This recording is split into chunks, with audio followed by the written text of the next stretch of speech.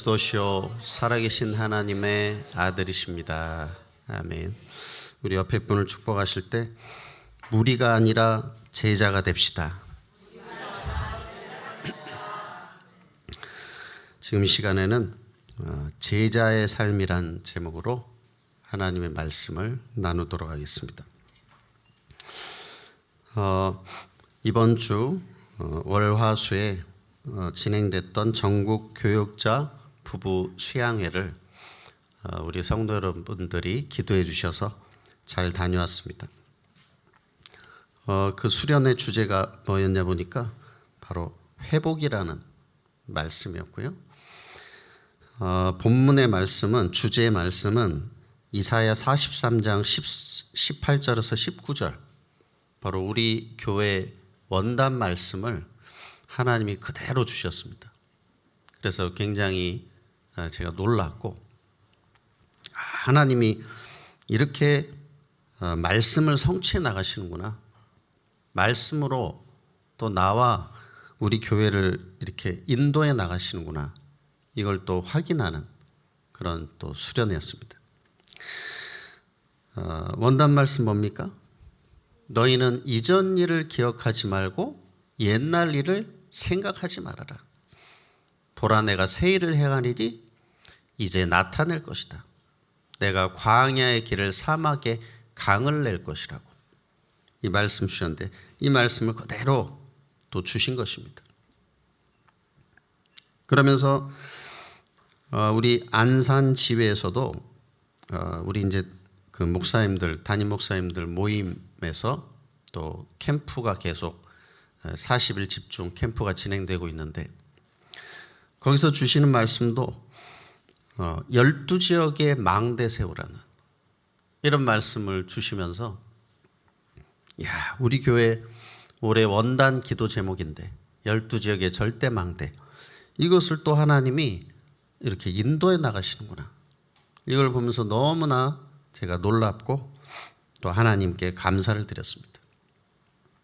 이제 우리 모든 성도 여러분이, 안디옥의 성도 여러분이 이제는 흐름 속에만 이제 있으면 됩니다. 근데 중요한 건 내가 어떤 흐름 속에 있느냐가 중요하겠죠. 이제 우리 모든 성도 여러분이 반드시 성취되는 하나님의 말씀의 흐름 속에 있으시기 바랍니다. 그리고 성령이 역사하시는 기도 응답의 흐름 속에, 그리고 성령의 열매를 주시는 이제 전도의 흐름 속으로 들어가시기 바랍니다. 거기만 있으면 됩니다. 그러면서 그런 큰 흐름 속에 이번 제29차 세계 렘넌트 대회가 또 대구 엑스코에서 이제 진행됩니다. 8월 4일에서 7일 3박 4일 진행되는데, 이제 지금부터 1차 등록을 받고 있고, 혹시 망설이는 분들이 있다면 빨리 신청을 하셔서 가능한 또 앞자리에 또 이렇게 은혜 받으시기 바랍니다. 그래서 이번 주제가 뭐냐면 황제를 살린 영적 황제, 이런 말씀입니다. 그래서 이 요셉이 정말 복음 가지고 바로왕을 살리는, 영적 황제가 세상 황제를 살리는 이 엄청난 또 언약의 말씀이 선포될 텐데, 또 하나님이 어떤 은혜를 주실까? 어떻게 또 하나님이 새 일을 또 행하실 그런 말씀을 주시고 성취하실까? 이것이 또 굉장히 기대가 되어지죠. 작년에 이제 12,000명이 모였는데, 정말 오순절 마가 다락방에 임했던 성령의 충만한 역사가 올해도 더 뜨겁게 임하게 될 줄 믿습니다. 그래서 우리 많은 우리 중자 성도 여러분들이 참여하시고, 그래서 정말 속된 말로 영적 호황, 영적 대박의 축복을 누리시기 바랍니다. 이걸 놓치면 안 됩니다.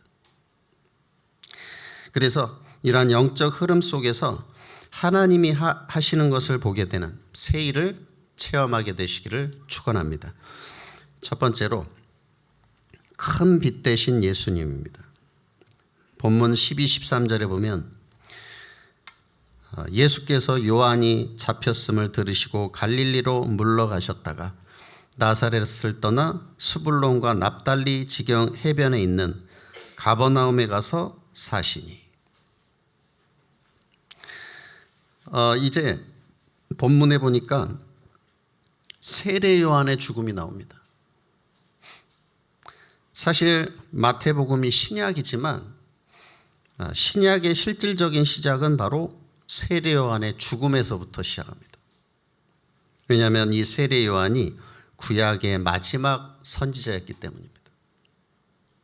그래서 이 마지막 구약의 선지자로서 예수님이 오실 길을 잘 준비한 것입니다. 그래서 사람들에게 세례를 주고 그러면서 이제 천국이 가까웠다. 곧 메시아 오실 것이다. 그분이 오시면 내가 그분의 신들매도 내가 감당치 못한다. 이 사명을 잘 마치고 이제 세례 요한이 죽음을 맞이했는데 이제는 구약의 율법 시대가 끝나고 이제 새로운 복음의 시대가 이제 시작된 것입니다. 하나님의 아들 메시아 이 그리스도가 오신 것이죠. 그러면서 예수님께서 공생의 사역을 이제 본격적으로 시작하시는데 당시 정치와 종교의 중심지였던 예루살렘에서 시작하지 않으시고 바로 갈릴리 지역에서 시작을 하셨습니다. 그 이유는 구약의 예언을 성취하시기 위해서 그렇게 하신 것입니다. 본문 14절에서 16절에 보니까 이는 선지자 이사야를 통하여 하신 말씀을 이루려 하심이라. 일러스되 수불론 땅과 납달리 땅과 요단강 저편 해변길과 이방의 갈릴리여 흑암에 앉은 백성이 큰 빛을 보았고 사망의 땅과 그늘에 앉은 자들에게 빛이 비치었도다 하였느니라. 이것은 바로 구약의 이사야 9장 1절 2절의 예언대로 이제 예수님이 갈릴리에서 공생애를 시작하신 것입니다. 그런데 오늘 본문에 나와 있는 스불론 땅, 납달리 땅, 갈릴리 이 지역의 특징이 뭐냐면 사사시대부터 주변 나라들로부터 항상 이 침입을 받은 그런 지역입니다. 쉽게 말하면 이방 민족들과 이렇게 접해 있는, 그러니까 늘 분쟁이 있고 공격이 오면은 가장 먼저 공격을 당하는 이런 지역이었습니다. 그리고 이방 색채가 아주 또 강했습니다. 그래서 역사적으로 아수르 바벨론 침공 때도 가장 먼저 공격을 받고 가장 처참하게 고통을 받았던 그곳이 바로 이 스불론 납달리 요 지역이었습니다. 그런데 이런 정치, 문화, 인종적인 요소들 때문에 이 갈릴리 지역은 유대인들로부터도 같은 유대인들로부터도 멸시를 받은 지역입니다. 그런데 이것이 단순히 역사적인 얘기 같지만 이것은 바로 영적인 이야기입니다. 바로 영적으로 볼 때 창세기 3장의 타락된 현장, 이 흑암으로 뒤덮인 현장을 말씀하고 있는 것입니다. 사탄의 공격으로 황폐되어진 현장의 모습입니다. 그래서 뭐라고 말씀하고 있죠? 흑암에 앉은 백성, 사망의 땅, 사망의 그늘에 앉은 자들 이렇게 말씀하고 있습니다. 지금 세계 교회는 위기 시대를 맞이하고 있습니다. 교회들이 성도가 줄고 문을 닫고 또 전도가 안 되고 있다고 말을 하고 있고 또 주일학교 없는 교회들이 굉장히 많이 있습니다. 그래서 우린 정말 기도해야 되겠죠. 그러면서 지금 어떤 시대냐면 네피림 시대입니다. 이 세상 사람들은 알지 못하는 이 흑암과 귀신에 잡혀서 사람들이 시달리고 고통하고 있습니다. 그리고 뭡니까? 계속되는 전쟁, 또 정신병, 또 중독, 마약, 이런 영적 위기 시대를 우리가 살고 있습니다. 그래서 우리 대한민국의 청년들이 요즘 삼포 시대를 살고 있다고 그래요. 삼포 시대가 뭐냐? 세 가지를 포기했다는 것입니다. 첫 번째는 연애를 포기했고, 두 번째는 결혼을 포기했고, 세 번째는 출산을 포기했다는 것입니다. 그 이유가 뭘까요? 그 이유는 돈이 들기 때문에. 연애하려면 돈 들잖아. 연애 포기한 거예요. 결혼도 포기하고 출산도 포기하고 있다는 거예요. 그런데 그것이 근본적인 건 뭡니까? 근본적인 것은 많은 사람들이, 세상 사람들이 세 가지 영적 문제를 모르고 거기에 잡혀있기 때문이죠. 바로 하나님 떠나 죄 가운데 빠져 이 사탄에게 잡혀있기 때문에 여러 가지 형태로 이제 문제들이 나타나고 있는 것입니다. 전쟁으로, 또 정신병으로, 육신의 병으로 나타나고 있는 거죠. 그런데 중요한 것은 이 근본적인 세 가지 문제는 인간 스스로 절대로 해결할 수가 없습니다. 힘으로도, 노력으로도, 돈으로도, 열심으로도, 선행으로도. 이게 어떻게 마귀를 몰아낼 수가 있겠습니까? 마귀를 돈으로 몰아낼 수 있습니까? 내 열심으로 막 죄를 씻을 수 있습니까? 안 된단 말이에요. 그럼 어떻게 되죠? 오늘 본문에 보니까 사망의 그늘에 앉았다, 흑암에 앉아있다 그랬잖아요. 이들을 살리려면 어떻게 됩니까? 빛을 비춰줘야 돼요. 뭐 착하게 살아라, 바르게 살아라, 그죠? 이 아무 소용이 없습니다. 빛을 비춰줘야 돼요. 빛을, 생명의 빛을, 바로 구원의 빛을 비춰줘야 되는 것입니다.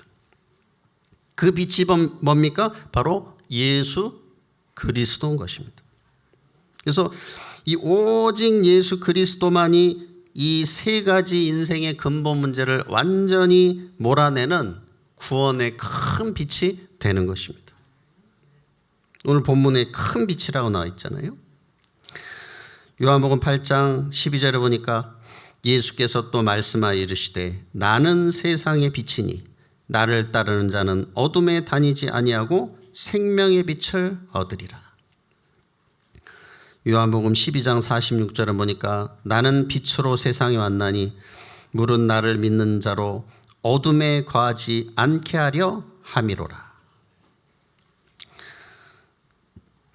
저는 이 말씀을 또 준비하고 묵상하면서 내가 바로 스불론이었구나, 내가 바로 납달리였구나, 내가 바로 갈릴리였구나, 내가 정말 하나님 떠나서 가장 절망할 수밖에 없고 고통할 수밖에 없고 이 정말 창세기 3장에 멸망할 수밖에 없었던 가장 절망적이었던 나에게 예수 그리스도의 생명의 큰 빛이 임한 것이구나.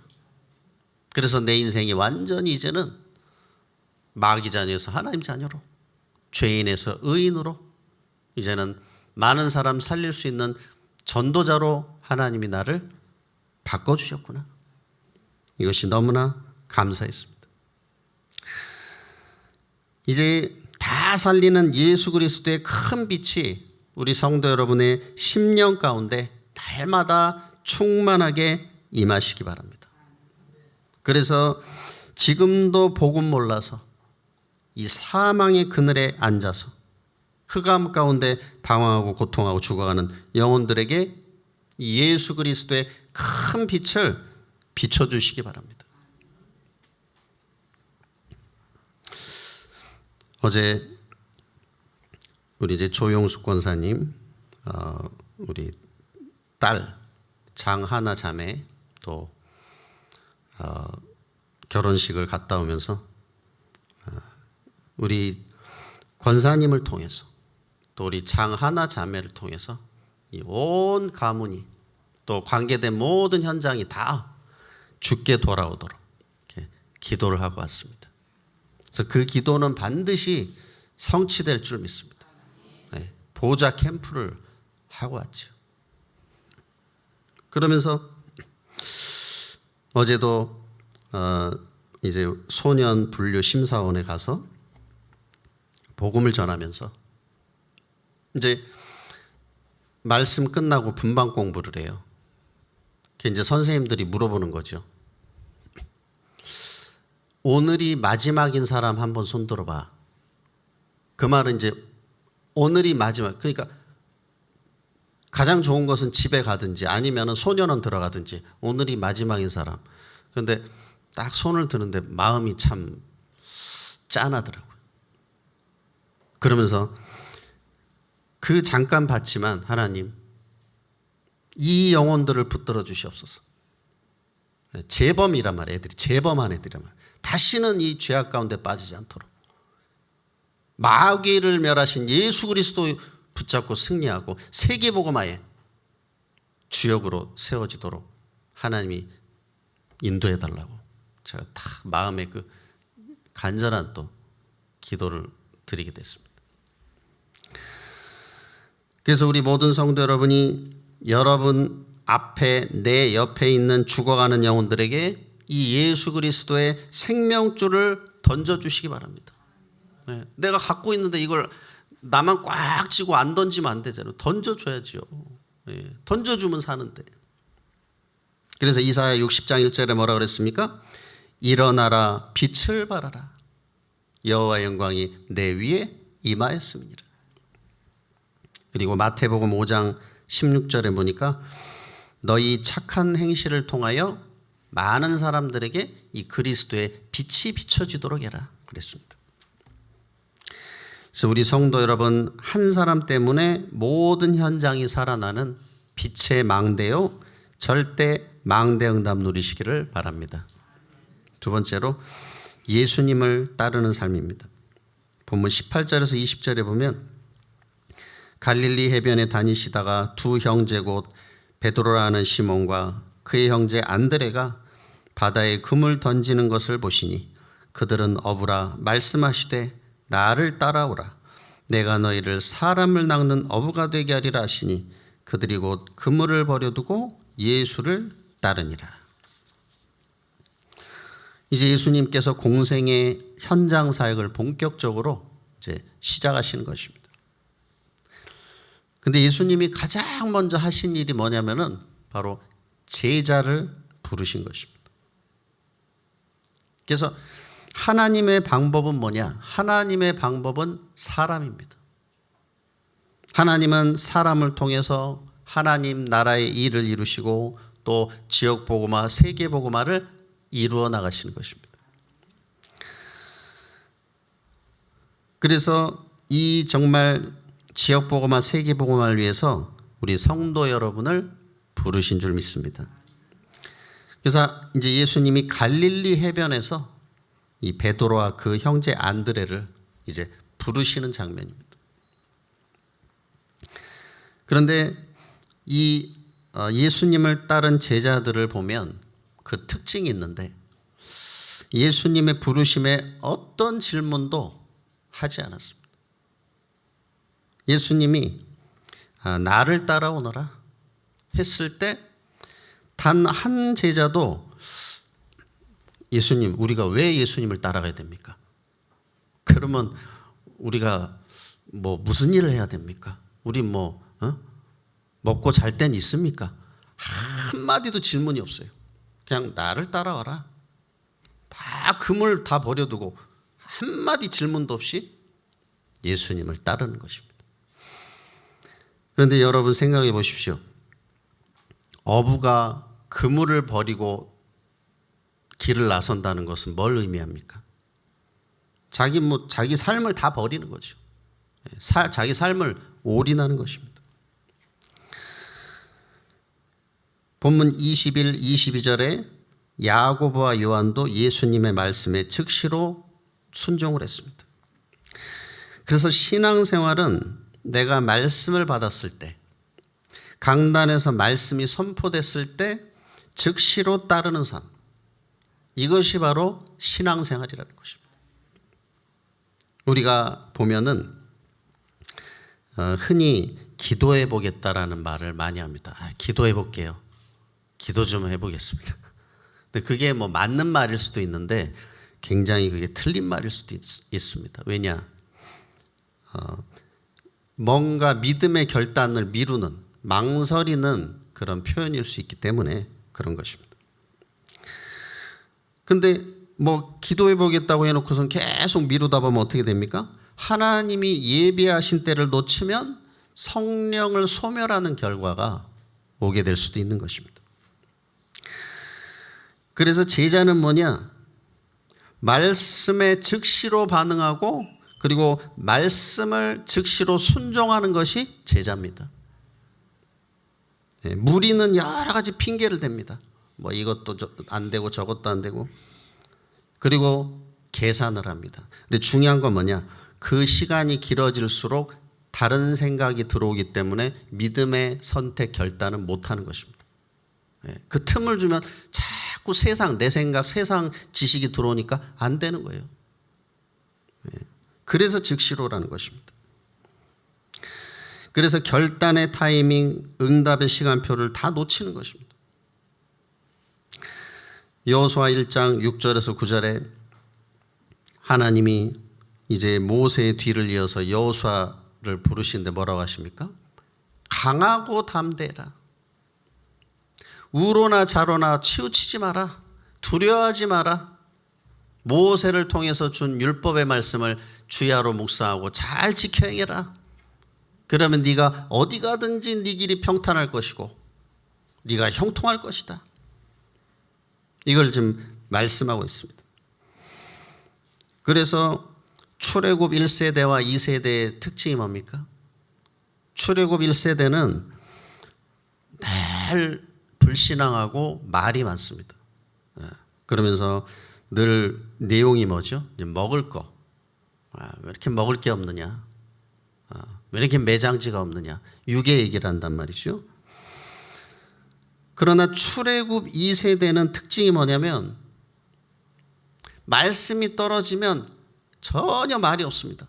그냥 여호수아를 통해서 말씀이 떨어지면 그냥 전진, 멈추라면 멈추고 가라면 가고 기다리라면 기다리라고.